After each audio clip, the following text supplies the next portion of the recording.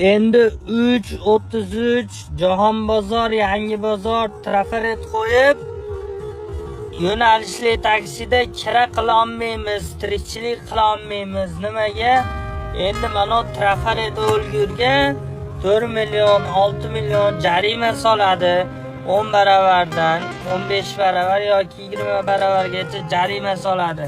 Nima qilaylik akalar, qanday tirikchilik qilaylik? Biz hamda ozgina chiqib odamlarga o'xshamda tirikchilik qilib pul topib oilamiz baqishga haqqimiz bormi? Yo endi chiqib mashinani sotib arava tortaylikmi? Nima qilaylik? Qanaqa qilib? O'zinglar boshida 440 mingga litsenziya qil, shu litsenziya bilan ashi kireni qilaver, tirikchiligini qilaver mashtrafaret bilan deb hammaga litsenziyani qildirib oldinglarda. Endi hamma litsenziya qilib olgandan keyin undan pul kelmay qoldimi, buyog'ini topyapsizlar. Nima qilaylik endi? Hamma holat qaranglar, hamma o'rtaga qo'yib qo'ygan. Alasani yoniga, lekin mana bu yerda stenka bor. Nega bu mashinalar stenka turmagan? Sababi ana yangi qonun qoida joriy etildi. Masjidda turgani uchun, masjidga qo'yilgani uchun mashinalar butunlab ketish kerak. Mana hammasini to'liq yozib qo'ygan. Toshkentda fuqarolarga noqonuniy uy-joy sotgan 59 ta kompaniyada ish to'xtatildi. Ko'rib turganlaringizdek, Toshkent shahrida 59 ta novostroyka noqonuniy qurilgan va buzishlar boshlangan. Aslida oxirgi ma'lumotlarga qaraganda 96 ta novostroyka noqonuniy qurilgan va tez orada buzishlari boshlanadi.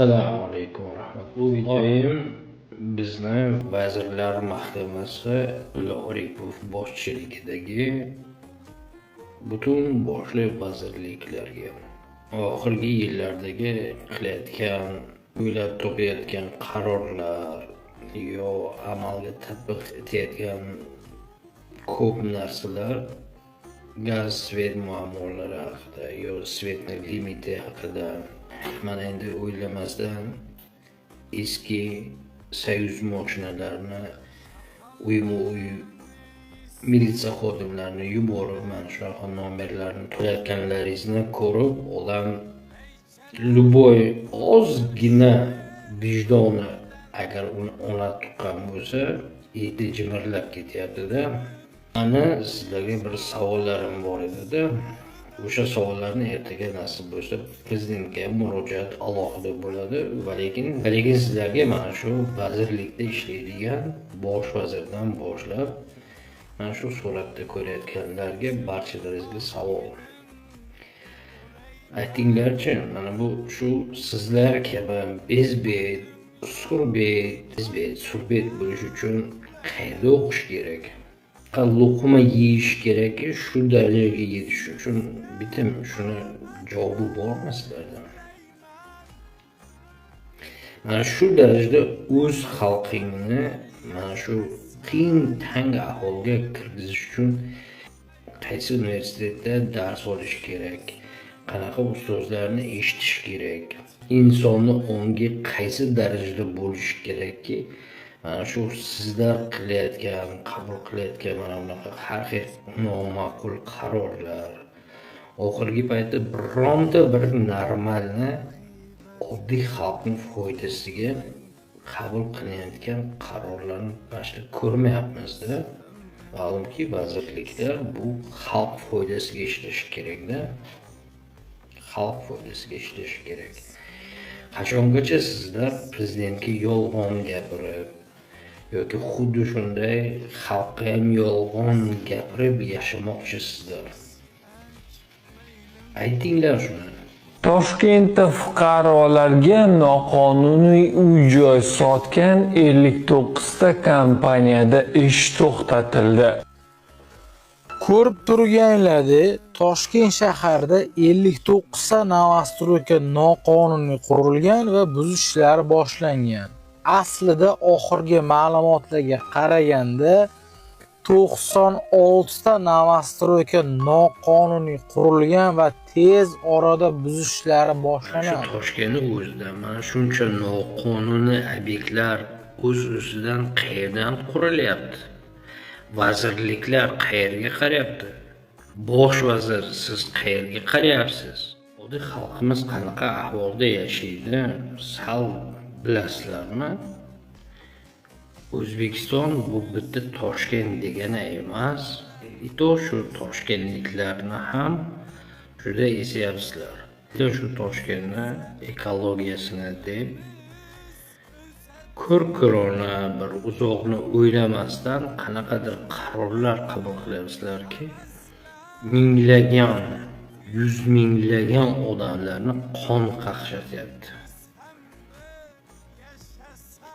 O'zimizni insonlarni bir sharoitini bilasizlarmi? Darajada olib keldingizlarki, hali u video chiqdiki, yoshi 15 yildan katta mashinalar ham taksiga chiqishi man etiladi degan yana bir video ko'rdim. Uni o'rganishim kerak. Shu uchun hozircha gapirmayapman uni. Va lekin sizlar mana shu qilayotgan ishlaringiz bilan oxirgi paytlarda xalqni mana shu darajada qashshoq bo'lishiga, kerak bo'lsa o'sha taksi qilib bo'lsa ham ko'pi arendada, ko'pi yoki o'sha mashinalarni ham yangi qilishga qurbi yetmasligini nahot tushunmaysizlar? Mana shunaqa ahmoqona qarorlarni o'ylab topadigan qo'yinglar, oddiy bir xalqimiz ham yashasin. Erta hammamiz o'lamiz. Yo sizlar bu dunyoda ustun bo'lmoqchimisizlar, aytinglar. Ya janob G'aniyev, mana siz janob G'aniyev qishloq xo'jaligi bo'yicha mas'ulsiz. Qishloq xo'jaligida bu mashinalar qay darajada kerakligini nahot shuni bilmaysizlar? Yo mana shu butun boshli vazirlik Abdulla Oripov sizdan boshlab sizlar Soyuz davrini ko'rgansizlar va Soyuz mashinalari qanaqa baquvvatligini bilasizlar. Nima deb o'ylaysizlar? Mana shu oddiy ishchilar avvallar ham ko'p ko'rganmiz. Bu mana shu O'zbekistonda yashaydigan ustalar ko'pi aynan Soyuz mashinasida kimdir sanduq tashiydi, kimdir taxta yo boshqa o'zini mebelini yo kimdir eshik ram yasab sotadi. Aynan shunaqa mashinalarni ular olishni sababi yo'l-kiram ekonom bo'lsin. Yo o'sha sotadigan narsa deylik mebel zakaz qilguvchiga yo eshik ramni zakaz qilguvchiga arzonroq tushsin deb vaqtini tejash uchun o'z mashinasiga ortib o'sha mashina bilan olib borib topshiryapti. Shuning uchun mana shu mashinalarni ham Texas Motor qilib, Texas Motor ularni ko'pi motori yangilangan, xadavoy boshqa hammasi baribir texnik ko'rikdan o'tadi. Mashina yangi degani u ekologiyani buzmaydi degani emas. Qachongacha sizlar mana shunaqa ma'nosiz, mantiqsiz hayot bilan yashamoqchi-yu, oddiy xalqni shu darajada ezib, yarasiga tuz sepib, shu darajada qaqshatmoqchi sizlar, aytinglar qani? Qachongacha? Birodar, ishoning. Boshqa masala yo'q. Ishoning, tavakkal qiling, xotirjam bo'ling. Alloh sizning ishingizni to'g'rilaydi. Boshqa masala yo'q. Alloh taolo aytayapti, men bandalarimni tuqqan onalaridan ko'ra mehribonroqman deyapti. Bugun onadan mehribonroq zot bormi? Dunyo yo'q. Lekin Alloh taolo nima deyapti? Men ularning qon tomirlaridan ko'ra yaqinroqman deyapti. Qon tomiridan ham yaqinroq narsa bormi? Alloh taolo bandaga shuncha imkoniyat berib turibdi. Bir ikki sinovlar kelsa, bir ikki qiyinchiliklar kelsa, nima bo'libdi birodar? Sabr qilamiz. Sabr qilamiz. Bezbet bo'lish uchun qancha harom luqma yeyish kerak? Shu darajada surbetlarcha, bezbetlarcha o'z xalqini shu tang ahvolga olib kirguncha qay darajada bo'lish kerak, bir aytinglar menga. Aytinglar. Nega sizlar doimo asl muammolarni prezidentga ham to'g'ri yetkaza olmaysizlar? Prezidentni ham aldaysizlar, xalqni ham aldaysizlar. Nahot shu odamgarchilikdan, nahot mana shu narsa